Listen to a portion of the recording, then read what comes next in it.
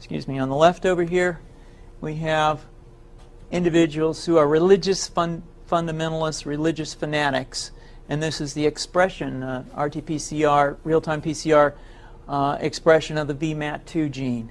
Over here, we have individuals.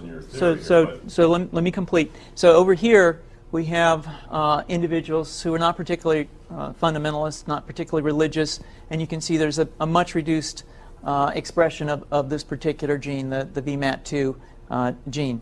Another evidence that supports our hypothesis for the development of this approach. What you see here is by spreading this virus, we're going to eliminate individuals from donning on a bomb vest and going into a market and blowing up the market. So our hypothesis is that these are fanatical people, that they have overexpression of the VMAT2 gene, and that by vaccinating them against this, we'll eliminate this behavior.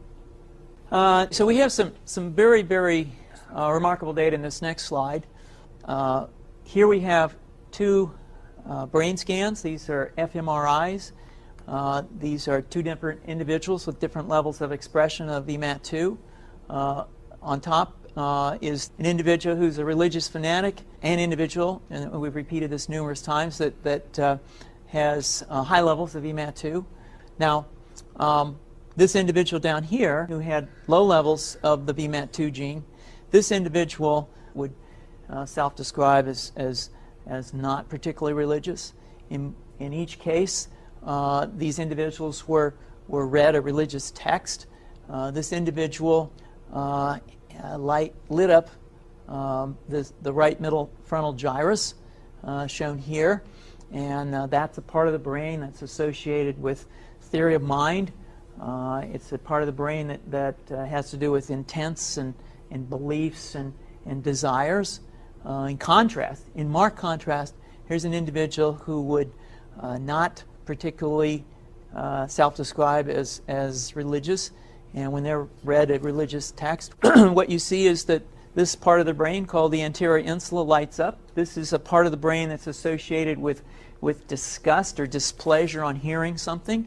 So you're suggesting I take a CT scan with me when I'm evaluating people to determine whether I put a bullet in their head?